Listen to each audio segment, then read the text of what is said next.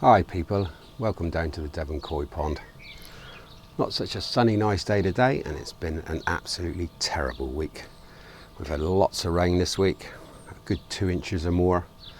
I've had to drop several inches out the pond in the week as it's been filling up with rainwater. I'm not too worried about the amount of rainwater in the pond. I've had an open pond uncovered now for over 10 years. This being my second pond. The first pond was down the bottom of the garden, as a lot of you know. So I don't overly worry about rainwater, and it's usually covered through the worst of it through the winter. So it's only 6 months that it's actually exposed to the rainwater. But today we're down here anyway. We're going to have a look at UV filters, UV lights, and what they do for your pond. Well, UV lights kill the algae in the water. They stop the algae from growing by running it through a UV light, and it kills the green algae in the water. Now without this, your pond will go green if it's in sunlight. If your pond's in sunlight all day long, it can be even more of a problem, and you might need a bigger UV than what you think. Okay, when I started with my other pond, I was running this unit, which is a Wazi Bitten. It's only 15 watts, and this was actually running a 1,800 gallon pond very successfully. Ran it for over 8 years. Lovely UV light. Swap the bulb out every year. Start of a new pond season, new bulb in it. I think the bulbs are supposed to last about 8,000 hours, something like that. It's under a year, but most people swap them out yearly. These units, the older ones, were very nice. They've got a brush actually around the glass tube inside, and it's drawn up and down on a magnet to clean it. This one's got stiff, it's just been sat in the shed as a backup. Okay, when I built this pond, being 2,800, I wanted to go to a bigger filter. So I got myself this one. Now, this is a beast, absolute beast. A Britain 55 watt to cater for my pond of 2,800 gallons. Now I found the unit wouldn't fit in with my build in the end, which was a great shame. Lovely unit, but it wouldn't fit in. So I bought myself this little unit as a quick interim, just to sort me out. Jebo 55 watt again, cheap unit, and it's worked very well. It's been on the pond now for nearly a year. I swapped the bulb out at the beginning of this summer, and it's been keeping my water nice and clear at 55 watts. What counts with these a lot is the speed that you put the water through them. If you run it through too fast, it's not going to do its job properly. The water has to go through at a suitable speed for the UV bulb to kill off the algae in the water. If not, you'll still end up with green water. So basically, you need the correct size UV for your pond to keep the water clear and algae free.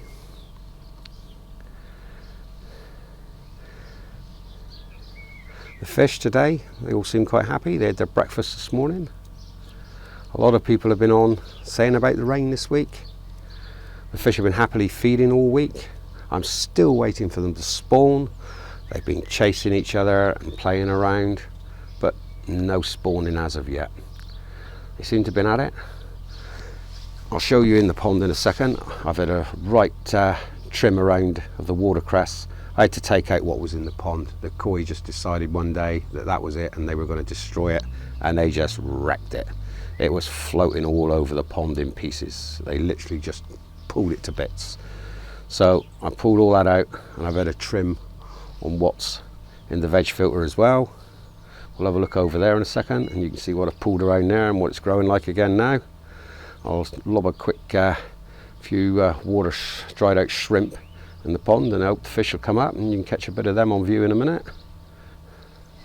So we'll have a look down here a second.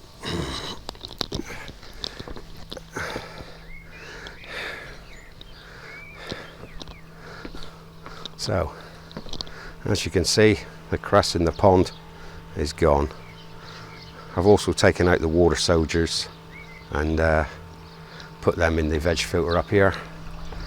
I've given the filters a clean out this morning, both easy pods and the vortex, and things are okay here. This is where I'm going to give the koi for a treat in a minute. Some dried out shrimp. I absolutely love these. I'll throw a few in now. By the time we come back over in a second, they'll be extremely active on that, I should think. Right. This is the state of play in the veg at the moment. So we can see the nimbus or mimbus is going really well. I'm surprised there's not more yellow flowers on it yet. Water mint in the back. It's nice, shooting up. The grassy is coming up nicely. The lilies are all pushing their way up through in there as well. It's still overcrowded. The water soldiers are in there. They're handsome. But the cress, I've cut this back and it's dying back. There's still a lot of very green bits in it, which I shall cut off eventually in the next week, probably, and just replant and start again with a whole new plant. The pond water parameters are still all fine. All the tests are coming back great. Not a single problem with them at the moment. Also, down here in the corner, I've put in a couple of her indoors tomato plants, just in the to see what will happen. They were a couple of the weaky looking ones that she sort of left. I've stuck them in the pond there just to see what they'll do. They've been in there about a week, and I'm hoping they'll take off and I might get some tomatoes out of the pond. You never know. I'll pop the camera back on the side of the pond here a second so you can have a quick look at the fish, just while I finish off what I'm saying on the UVs. Let's try and get it around here where the light's not so much on it.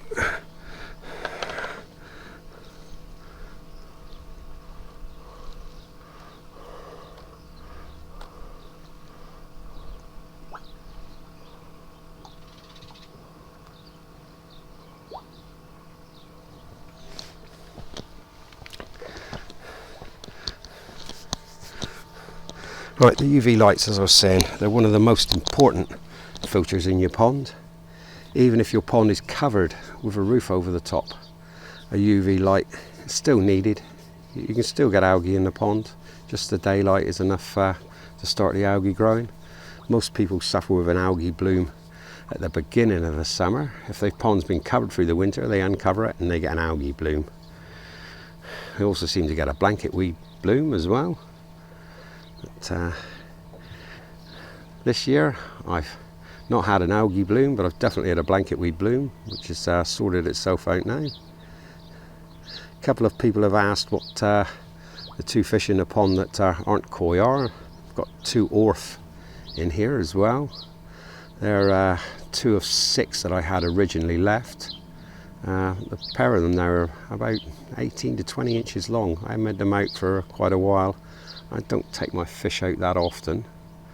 I only take them out if I absolutely have to treat something. So far with the attempted spawning this year, I've had no damages. I've had no casualties or anything like that. It's all been going very well. Which is a nice change. No little marks, digs or anything like that I've had to pull out and treat. Fish seem very skiddy this morning for some reason. I don't know why.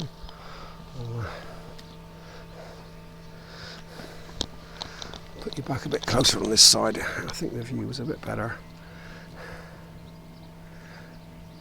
Very hard to video fish in a sunny pond. Ideal place to video them is in the shade somewhere with a light overhead, i.e. in the evening, with a patio light on or something like that. Yes, the UV lights. You need one on your pond to keep the green water from taking over. There's nothing wrong with green water. It's just you can't see your fish. I think the fish actually like it, but you want to be able to see your fish. So a good UV light, and swap the bulb out yearly. Start of the season, new bulb, and make sure the unit's big enough for the volume of water you have, and that you're not putting too much water through it in one go, because if the flow's too quick it won't do its job properly. You'll soon know if it's not working properly. Your water will start to go green, and you won't end up with a proper job, and you won't see your fish. And everybody likes to be able to see their fish. So that's about it for the update from down here in Devon today. The sun's out. I'm hoping it's going to stay dry for the weekend. Fish seem to like these water dried out shrimp very much. Hope you're getting a good shot of them on the camera, and I'll catch you soon. So that's goodbye from me.